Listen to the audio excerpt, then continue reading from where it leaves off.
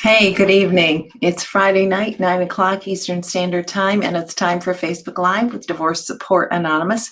Thank you for joining us and spending some time hanging out tonight. I hope that your week has been good, bearable, or maybe just a time to kick up your heels and say, hey, I survived it. I made it through the week. That's okay too. Sometimes that's all we can ask for, is just to survive the week.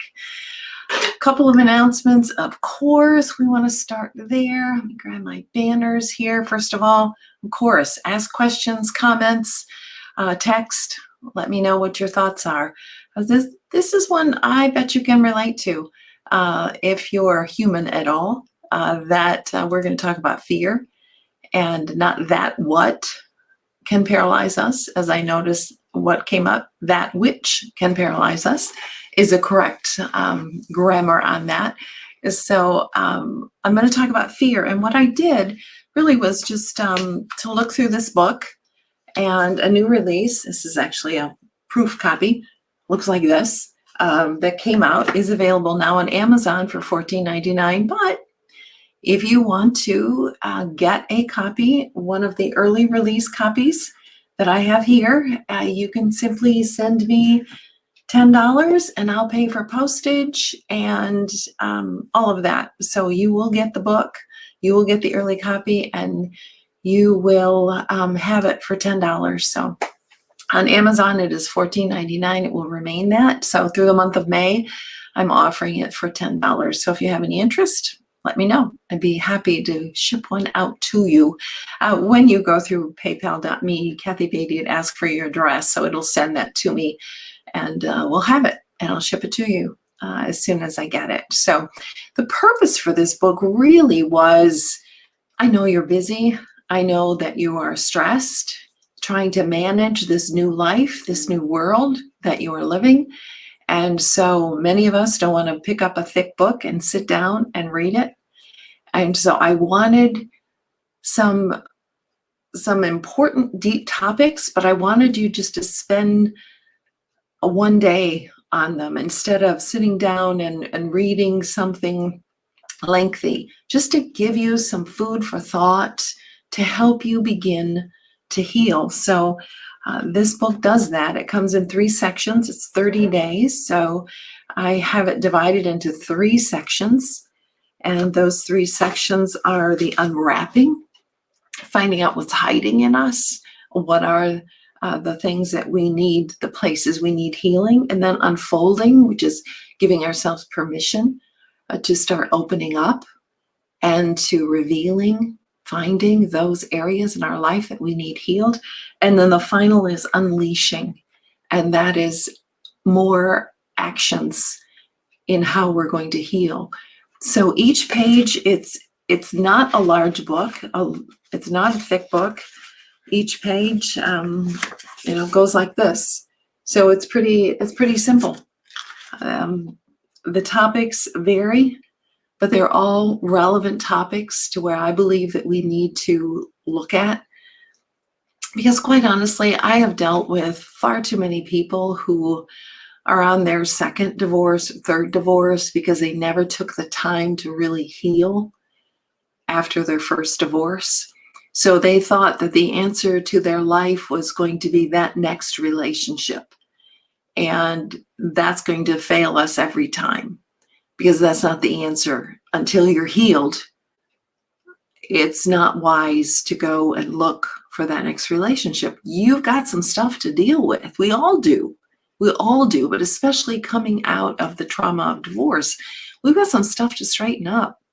And believe me, because I've seen it, people can hold onto this stuff for decades and not be healed from it.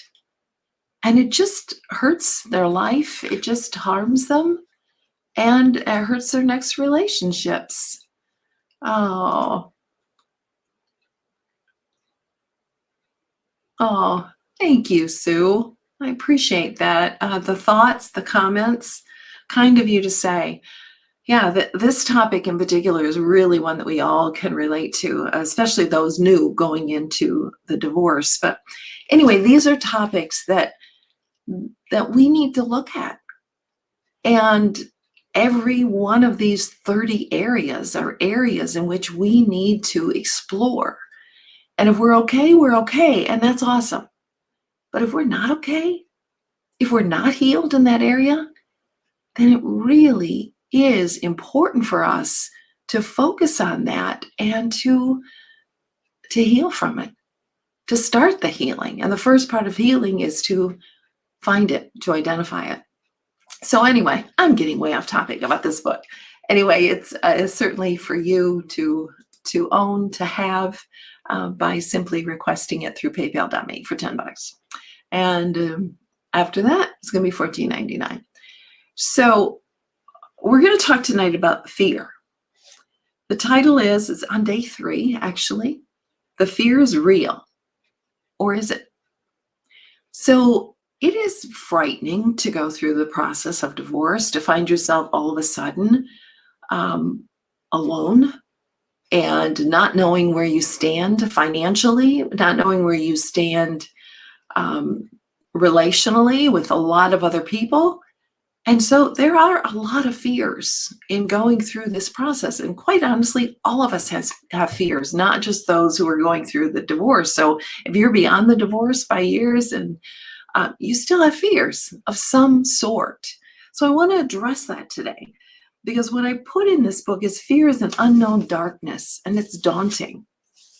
It is daunting. And I've met with so many people who are very strong individuals, but when it comes to going through the trauma of divorce, they have fear of the unknown, and it is daunting. Fear of what you can't see and what you don't know, and it paralyzes you. So there is, and I kept this from last week, the story that we tell ourselves. And that story may be full of fear that we are mentioning right now. So let me ask you, what is your biggest fear? And you may say, I don't know how to state it, but I know I'm full of anxiety and fear. Well, this is a time to really heal. We've got to identify it. So asking ourselves the question, what is your biggest fear? And then how do you deal? How are you dealing with those fears? Are you doing nothing? Are you simply being afraid? Are you withdrawing to keep yourself safe? Well, that might work for a while, but you don't want to live that way. You don't want to live in fear. Are you disconnecting with people? Again, stay safe. If I don't connect with people, my risk of being hurt, or my risk of having a difficult relationship doesn't happen. So I'm going to stay safe, and I'm just going to hunker down in my house and leave the world alone. And hopefully the world will leave me alone. That doesn't work. That's not what you want. That's not the plan that God has for you. I promise you, He has a great plan for you after this divorce, after the transition. I've seen it too many times to know it's not true. So fear can dictate your life and stunt your growth. And life is scary. But fear stops us from living to merely existing. So how do you deal with the fear? We have to challenge those fears. We have to identify them, and then we have to challenge them. So I want to give you just a three or four simple points. So Is fear hindering your new life? Absolutely. And what do we want? What do we need to do? We need to do something. And here are some things that we need to do. First of all, we need to list our fears. We need to speak our fears. We need to listen to others' fears. That's why support group is so important. Because when you hear other people articulate your fear and your pain, it does something for you to say, I am not alone here. And I so need to know that. You need to know that. You are not alone here. All of us have fears, but particularly those going through the trauma of divorce. So you need to list them, put them on a paper, speak them. These are my fears. Now, some of the fears that I've heard, number one is dying alone. We're afraid of dying alone. I'm reminded of so many stories in which people were married and in relationships and still died alone. So it's a fear, and we're going to talk about asking for more evidence later, but is it a realistic fear? Or is it a fear that we need to be able to talk through to be able to get some support and help on it? So we need to list out those fears. We need to speak them. Oh, I was saying saying the different types of fears that I've heard. Dying alone is one. Financial ruin is another. In fact, the story in every one of these days in the book tells a story. It was about Karen. Karen was convinced she would be living under a bridge somewhere because of her husband's dealings. He was hiding money from her and telling her threats that she believed. He told her emphatically that she would have nothing after the divorce. It sounded true. Sounded true to Karen. Her fear needed more information. Just because he said it with such force does not mean it is true. Many voices may think they are the truth, but they're not. Be careful the words that you listen to. We need truth in words of hope. We need words of wisdom, not threats. Our fear needs more information. And so what we need to do is ask for evidence. So we've listed our fears. Now we need to ask for evidence. How do I know that that is true or could possibly be true? And there was a line in this book that I really like. I can't remember where it's at. Oh, define the choices you have and the preparation you can make. What proof is there that this fear is actual? Because our mind can run away with us and we can make our fears bigger than they truly are. So ask for evidence. Ask yourself for evidence and ask others for evidence. Again, that's where your support group is going to go in so very handy. Okay, I need to hide these, hide that. Okay, and then the question is, who are you believing? Who are you believing? Like Karen, she was listening to the wrong information. She believed because she had been in a relationship with him and he told her she was going to be living under a bridge, she would have nothing. Well, he's not the law. He's not the law. So the question is, Karen was listening to him, believing him. But who are you right now where you're at? Who are you believing? Who are you listening to? Who are you listening to?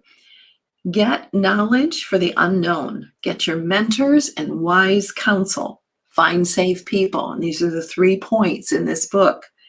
Number 2, look at your strengths, how you've managed in past successes, what you've managed. Number 3, don't avoid your fear, face it, write it out. Ask for evidence. What am I afraid of? What can I do to ensure this doesn't happen? Empower yourselves in time of fear by asking for more evidence. What are you believing? Now, this comes a time when I'm going to give you those beautiful, solid rock scriptures that you can believe in. We can speak verses, scripture, which is empowering to our fear. We can be afraid, but we can also say, look, fear, God is my refuge and my strength, a very present help in trouble. And this one, I absolutely love this verse. I sought the Lord. He answered me. He answered me. And I've got a little thing here on my weight that I can't see the rest of it. There. And delivered me from all my fears. Those who look to him are radiant, and their faces shall never be ashamed. Wow, is that something powerful to hold on to? I sought the Lord, and he answered me and delivered me from all my fears. Those who look to him are radiant because God is light and it shines off of us. Radiant, and their faces shall never be ashamed. So these are ways in which you can deal with your fears. And my life verse, God has not given us a spirit of fear, but of power and of love and of a sound mind. That is my life verse that I have claimed more than once, whether that was fearful or whether my mind wasn't thinking straight or I just needed encouragement. That is the verse. So there are other things in which you can do. You can go outside, change your atmosphere, your environment of where you're at. Walk outside and help your mind shift away from those fears. Find positive people. Work on your life purpose, where you want to go from here. So there's many things we can do with our fear, but we must not let our fear overtake us or paralyze us, because we are going to get through this trauma. We are going to get to the other side of it, and we need to be able to take risk and meet our new life head on. And we can only do that when we honestly look at and deal with our fears. Do not be afraid. There is so much of life left for you to live. And I cannot wait to help you get there and find it. So have a good week. I look forward to seeing you next Friday night, maybe beforehand. So take care and let me know how I can be of help to you. This is Kathy Beatty with Divorce Support Anonymous. Good evening.